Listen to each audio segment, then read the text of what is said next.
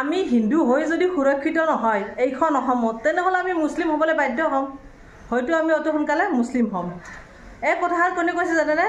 গম পাব এই মাত্ৰ এটা মই নিউজ পালোঁ নমস্কাৰ সকলোকে মোৰ অন্যটি নতুন ভিডিঅ'লৈ আপোনালোকক স্বাগতম জনাইছোঁ আশা কৰোঁ আপোনালোক সকলোৱে ভালে আছে আৰু আজি এই গৰম নিউজটো শুনি আপুনিও আচৰিত হ'ব বহুত হিন্দু লোক এতিয়া মুছলমান হ'ব গৈ আছে কিয় জানে কাৰণ হিন্দু হৈও তেওঁ আজি আমাৰ অসম চৰকাৰ আমাৰ অসমৰ মুখ্যমন্ত্ৰী হিমন্ত বিশ্ব শৰ্মা ছাৰক তেওঁলোকে অনুৰোধ কৰিছে আজি এইজন মুখ্যমন্ত্ৰীৰ দিনত আজি এইজন মুখ্যমন্ত্ৰী হিমন্ত বিশ্ব শৰ্মা ছাৰৰ দিনত সুৰক্ষিত নহয় বহু হিন্দু লোকে আৰু সুৰক্ষিত নহয় কাৰণে তেওঁলোকে আজি বাধ্য হ'বলৈ মানে কৈ আছে যে বাধ্য হৈছোঁ যে আমি আজি মুছলমান ধৰ্ম গ্ৰহণ কৰিম বা গ্ৰহণ কৰিবলৈ বাধ্য হ'ব লগা হৈছে কিয় জানে কাৰণ সেই হিন্দু পৰিয়াল য'ত আছে হিন্দু গাঁও এখনত অচিনাকি ব্যৱসায়ীয়ে অচিনাকি বেপাৰীয়ে মানে নিষিদ্ধ মাংস পেলাই থৈ গৈছে নিষিদ্ধ মাংস কাকো গমে পায় ধৰক গৌ মাংস হ'ব পাৰে কাৰণ গৌ মাংসটো আমাৰ মুখ্যমন্ত্ৰীয়ে নিষিদ্ধ কৰিছে তেওঁতো খুব কৈ থাকে গৌ মাংস বন্ধ হ'ব লাগে কিন্তু বন্ধ ক'ত হৈ আছে চাওক সিদিনাও আমি দেখিবলৈ পাইছোঁ হিন্দু লোক দুজন ধৰা পৰিছে গৌ মাংস ব্যৱসায় কৰি আছে হয় নাই এতিয়া আজি চাওক মই অলপতে নিউজটো পালোঁ অসম বংগ সীমান্তত মদকপাৰা এখন গাঁৱত তাতে মানে গৌ মাংস মানে নিষিদ্ধ মাংস বুলি কৈছে নিষিদ্ধ মাংস উদ্ধাৰ হৈছে নিষিদ্ধ মাংস মানে গৌ মাংসই হ'ব দিয়কচোন এতিয়া সেইখন হ'ল হিন্দু এৰিয়া মানে হিন্দু গাঁও সব মানুহ হিন্দু গতিকে সেই হিন্দু এৰিয়াত আজি তেওঁলোকে সুৰক্ষিত নহয় নিষিদ্ধ মাংস কোনোবা পেলাই থৈ যায় আজিও অচিনাকি কোনোবা ব্যৱসায়ীয়ে কোনোবা বেপাৰীয়ে সেই মাংসটো পেলাই থৈ গৈছে আৰু পেলাই থৈ যোৱাৰ কাৰণে তেওঁলোকে আজি হাতে হাতে ঝাৰু লৈ হাতে হাতে মানে হেৰি লৈ পিনে ওলাই আহিছে আৰু পথ অৱৰোধ কৰিছে আৰু অসম আৰক্ষীক সকিয়নি দিছে চাওক অসম আৰক্ষীক তেওঁলোকে ধৰি দিয়ে কেতিয়াবা এনেকুৱা বেপাৰী যেতিয়া তেওঁলোকৰ সেই এলেকাত হিন্দু এলেকাত যেতিয়া গৌ মাংস পেলাই থৈ যায় বা সেই বস্তুটো মানে নিষিদ্ধ মাংস পেলাই থৈ যায় তেতিয়া তেওঁলোকে সেই ব্যৱসায়ীজনক ধৰি পিনে আৰক্ষীৰ হাতত গতাই দিয়ে কিন্তু আৰক্ষী কি কৰে টকাহে মেইন আজিকালি আৰক্ষী হ'লে মানে টকাটো মেইন হয় নাই গতিকে আৰক্ষী যোন দলৰ নাম যিয়ে নহওক বা মানুহ মানে ক্ৰিমিনেল বা অপৰাধী যোন ধৰ্মৰে নহওক যিয়ে নহওক গতিকে কি কৰে তেওঁলোকে টকা পালে সব শেষ গতিকে টকা লৈ পিনে হেনো তেওঁলোকে সেই অপৰাধীক ব্যৱসায়ী যিজন ব্যৱসায়ীক ধৰাই দিয়ে সেই তাৰে লোকসকলে ব্যৱসায়ীক এৰি দিয়ে আজি কৈছে এজন লোকে 4 বছৰ ধৰি এই ব্যৱসায়টো চলি আছে ইয়াতে বহুত ব্যৱসায়ী আহি ইয়াতে মানে সেই পেলাই থৈ যায় নিষিদ্ধ মাংসটো পেলাই থৈ যায় আমি যদি সেই হালাকৰা আৰক্ষীক যদি জনাই দিওঁ আৰক্ষীক ধৰাইও দিওঁ সেই ব্যৱসায়ীক কিন্তু তেওঁলোকে টকা লৈ পিনে এৰি দিয়ে একো মীমাংসা নকৰে সেইকাৰণে আজি মুখ্যমন্ত্ৰীক কৈছোঁ যদি আপোনালোকে একোৱেই নকৰে আমি যদি হিন্দু হৈ পিনে যায় আমি যদি সুৰক্ষিত নহয় আমাৰ ইয়াত যদি মানে সেই নিষিদ্ধ মাংসটো পেলাই থৈ যায় তেনেহ'লে আমি মুছলমান হ'বলৈ বাধ্য হ'ম আৰু মুছলমান হ'বই লাগিব যিটো দেখা গৈছে অতি সোনকালে হয়তো মুছলমান হ'ব লাগিব এনেকুৱা ধৰণে তেওঁলোকে মন্তব্য কৰিছে হৈয়ে দিয়কচোন আমাৰ মুখ্যমন্ত্ৰী মহোদয় বহুত কৰি থাকে কিন্তু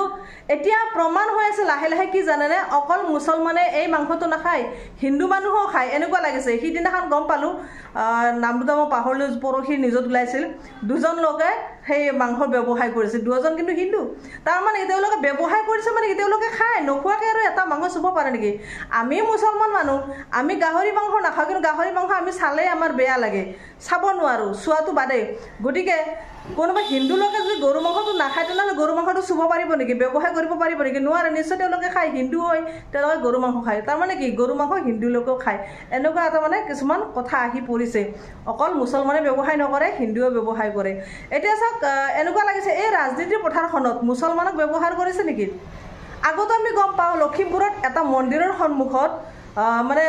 গৌ মাংস উদ্ধাৰ হৈছিল আৰু গৌ মাংস উদ্ধাৰ হোৱা যেতিয়া গম পালে যে গৌ মাংস কোনে পেলাই থৈ গৈছিল এজন মুছলমান ব্যক্তিয়ে কিন্তু তেওঁ বিজেপিৰে কৰ্মী আছিল এতিয়া চব মানে কি এই মানে শাসকীয় দলটোৱে কিছুমান মানুহক ব্যৱহাৰ কৰিছে নেকি এই যে ৰাজনীতি কৰিছে হিন্দু মুছলমানৰ ৰাজনীতিত কি এনেকুৱা মানে কিছুমান মানুহক ব্যৱহাৰ কৰিছে নেকি এনেকুৱা লাগিছে যদি আৰক্ষীক গতাই দিয়াৰ পিছতো আৰক্ষী যদি কোনো ধৰণৰ ব্যৱস্থা নলয় আৰু যদি উল্টাই টকা লৈ পিনে সেই ব্যৱসায়িক যদি বা অপৰাধীক যদি ঘূৰাই দিয়ে অপৰাধ যদি পঠাই দিয়ে তাৰ মানে কি ইয়াত মানে কিবা এটা কাম চলি আছে হয় না নাই গতিকে এনেকুৱা লাগিছে ইয়াত কোনো তৰ্ক বিতৰ্ক কৰি লাভ নাই নিষিদ্ধ মাংস বুলি আমাৰ মুখ্যমন্ত্ৰী যিমানে যি নকয় গতিকে অসমত যে এই মাংসটো এতিয়াও চলি আছে গম পোৱা গৈছে যিটোকে ঠায়ে ঠায়ে মাংস উদ্ধাৰ হৈছে বা ব্যৱসায়ী উদ্ধাৰ হৈছে গম পোৱা গৈছে মাংসটো বৰ্তমান চলি আছে গতিকে চলি থাকিব পালে কেনেকৈ যদি আৰক্ষী যদি নিৰাপত্তা যদি কটকটীয়া যদি কৰে তেনেহ'লে এইটো কাম চলিব নোৱাৰে।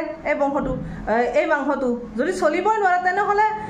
কেনেকৈ চলি আছে? তাৰমানে কটকটীয়া নিৰাপত্তা কৰা নাই আৰক্ষীয়েও, আৰু এই কামটো তলতীয়াকৈ বহুত ধৰণে চলি আছে। গতিকে এই ক্ষেত্ৰত আৰক্ষীও ব্যৰ্থ বা চৰকাৰখনো ব্যৰ্থ।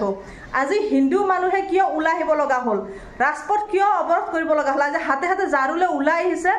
ৰাজপথ অৱৰোধ কৰিছে, বন্ধ কৰিছে, কোনো ধৰণৰ যান বাহন আহিব দিয়া নাই, আৰু আৰক্ষীৰ বিৰুদ্ধে তেওঁলোকে প্ৰতিবাদ কৰিছে, আমাক ন্যায় লাগে,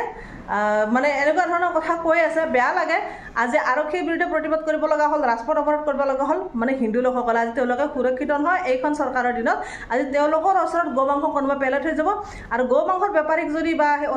নিষিদ্ধ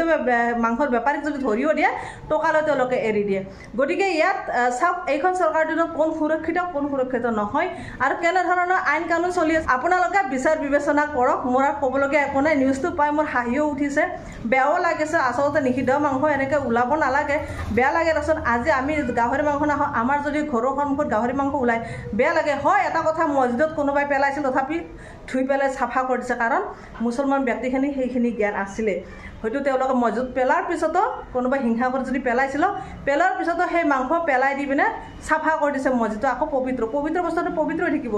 এতিয়া চাওক, আজি হিন্দুখিনি ওলাই আহিছে, গতিকে চৰকাৰখনে বিহিত ব্যৱস্থা ল'ব লাগে। যদি সেই ব্যৱসায়টো ধৰাই দিয়ে, আইনগতভাৱে ব্যৱস্থা ল'ব লাগে। হয়নে নহয় গাইজ? কমেণ্টত জনাব।